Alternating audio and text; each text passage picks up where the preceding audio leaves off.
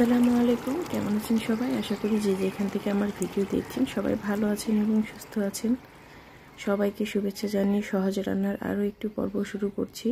আজকের ভিডিও তাদের জন্য যারা গরুর মাংস রান্না করলে একদমই মজা হয় না। সম্পূর্ণ ঘরে থাকা উপকরণ দিয়ে বানিয়ে দেখাবো দারুণ মজার গরুর মাংসের রেসিপি।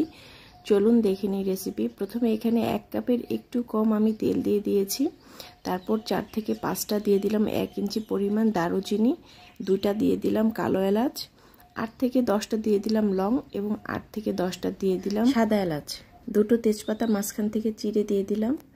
এখন সব উপকরণগুলো 1 মিনিটের মতো ভেজে নেব, যতক্ষণ পর্যন্ত একটু সুঘ্রাণ না বের হচ্ছে এখান থেকে। এখন দিয়ে দিলাম 2 কাপ পরিমাণ পেঁয়াজ কুচি।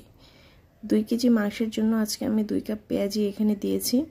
পেঁয়াজগুলোকে খুব বেশি সময় না, অল্প একটু সময় ভেজে নেব।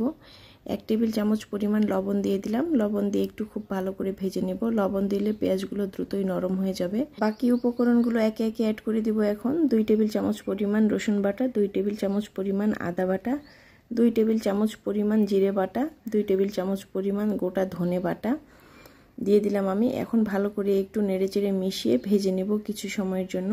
আজকে সব উপকরণগুলো আমি বেটে ব্যবহার করার চেষ্টা করেছি। কিছু সময় ভেজে নেওয়ার পরে এখন 2 টেবিল চামচ পরিমাণ দিয়ে দেব মরিচ বাটা, আর সাথে দিয়ে দেব হাফ চা চামচের মতো গোলমরিচ গুঁড়ো করা। শুকনো মরিচ বেটে ব্যবহার করলে রান্নার কালারটা অনেক বেশি সুন্দর আসে। কিছু সময় ভেজে নেওয়ার পরে এখন এর মধ্যে অ্যাড করে দেব 1.5 টেবিল চামচ পরিমাণ হলুদ গুঁড়ো, 1 টেবিল চামচ পরিমাণ লাল কাশ্মীরি মরিচ। এটা যদি না থাকে তাহলে আপনারা নর্মাল মরিচ গুঁড়োটাও ব্যবহার করতে পারবেন, এতেও কালারটা অনেক বেশি সুন্দর আসবে। একটু কষিয়ে নেওয়ার পরে যখন কষানোটা একদম হয়ে যাবে, তেলটা আলাদা হয়ে আসবে, সেই পর্যায়ে আমি এখানে দিয়ে দেবো পানি। পানিটা দেওয়ার পরে বেশ কিছুক্ষণ এটা কষিয়ে নেব, যতক্ষণ পর্যন্ত না এখান থেকে তেলটা আলাদা হয়ে আসছে। প্রত্যেকটা মাংস রান্না করার ক্ষেত্রে মাংসের মশলা অথবা মাংস দেওয়ার পরে অনেক বেশি কষাতে হবে। কষানোর উপরে এটার টেস্ট নির্ভর করে এবং খেয়াল রাখতে হবে নিচে যেন একদমই পুড়ে না যায়। খুব ভালো করে সময় নিয়ে মশলাগুলো কষিয়ে নিয়েছি। তেলটা দেখতে পাচ্ছেন আলাদা হয়ে গেছে। এই পর্যায়ে আমি মাংস অ্যাড করে দিচ্ছি। আজকে আমি গরুর মাংস রান্না করে দেখাবো। এখানে 2 কেজি পরিমাণ গরুর মাংস নিয়েছি। খুব ভালো করে ধুয়ে পানিগুলো ঝরিয়ে নিয়েছিলাম। আমার এই ছোট ছোট সহজ ভিডিওগুলো যদি আপনাদের কাছে ভালো লেগে থাকে তাহলে চ্যানেলটিকে সাবস্ক্রাইব করে দিবেন এবং পাশে থাকা নোটিফিকেশন বেল আইকনটি প্রেস করে রাখবেন। তাহলে আমি ভিডিও আপলোড করলে সবার আগে আপনি পেয়ে যাবেন। ফেসবুক পেজ থেকে দেখে থাকলে পেজটিকে ফলো করে দিতে একদমই ভুলবেন না এবং ভিডিওটি বেশি বেশি করে শেয়ার করবেন সবার সাথে, যেন সবাই দেখার সুযোগ পায়। সবগুলো মাংস দেওয়া শেষে আমি খুব ভালো করে মশলার সাথে মাংসগুলো ওলটপালট করে মিশিয়ে নেব। মাংসগুলো এখন আমি ঢেকে দিব এবং বারবার করে ঢাকনা উঠিয়ে নেড়ে চেড়ে দিব একটু পরপর। আজকের রান্নায় যেহেতু আমরা বাটা মশলা ব্যবহার করেছি, তাই খেয়াল রাখতে হবে নিচে এটা দ্রুতই লেগে যাবে। কষানোর একটা পর্যায়ে এখান থেকে অনেকটা পানি বের হবে। আস্তে আস্তে যখন পানিটা কমতে থাকবে কষাতে কষাতে, তখন চুলার আঁচটাও কমিয়ে রাখতে হবে।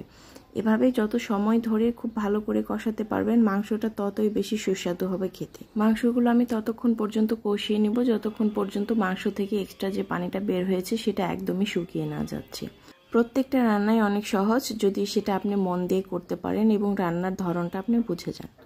খুব ভালো করে মাংসগুলো কষিয়ে নেওয়া প্রায় আমার শেষ হয়ে এসেছে। এই পর্যায়ে আমি এখানে পানি অ্যাড করব। অবশ্যই খেয়াল রাখবেন মাংস রান্নার ক্ষেত্রে কখনোই কিন্তু ঠান্ডা পানি ব্যবহার করা যাবে না, সবসময় গরম পানিটা ব্যবহার করতে হবে। মাংস থেকে এখন তেলটা আলাদা হয়ে এসেছে, দেখতে পাচ্ছেন আপনারা ভিডিওতে। এই পর্যায়ে আমি এখানে পরিমাণ মতো পানি অ্যাড করে দিব। গরম পানি ব্যবহার করার কারণে মাংসগুলো দ্রুতই সেদ্ধ হয়ে যাবে। এখানে পরিমাণ মতো আমি পানি দিয়ে দিব। মাংস সেদ্ধ হওয়ার জন্য যে পরিমাণ পানি লাগবে সেই পরিমাণে পানিটাই আপনারা অ্যাড করে দিবেন। পানিগুলো দেওয়ার পরে এখন মাংসটা একটু নেড়েচেড়ে সবগুলো একসাথে মিশিয়ে নিব আমি। সবগুলো মাংস ধোয়ার ক্ষেত্রে আমি হালকা কুসুম গরম পানি ব্যবহার করি, এতে করে মাংসের যে বাজে গন্ধ এবং ময়লা বালি থাকে সম্পূর্ণ একদম চলে যায়। খুব ভালো করে মাংসটা ক্লিন হয়ে যায়। আপনারা বাসায় কে কিভাবে মাংস ক্লিন করেন এটা অবশ্যই কমেন্ট বক্সে আমাকে জানাবেন কমেন্ট করে। ঢাকনা দিয়ে দিয়েছিলাম আমি। ঢাকনা উঠিয়ে এখন একটু নেড়ে চেড়ে দিব। বারবার করে এভাবে নেড়ে দিতে হবে, না হলে নিচে লেগে যেতে পারে যে কোনো সময়। খুব ভালো করে মাংসগুলো সেদ্ধ করে নেব যতক্ষণ পর্যন্ত না সেদ্ধ হয়ে যাচ্ছে। আমার চ্যানেলে এরকম আরও মজার মজার অনেক ভিডিও আছে, আপনারা চাইলে দেখে নিতে পারেন।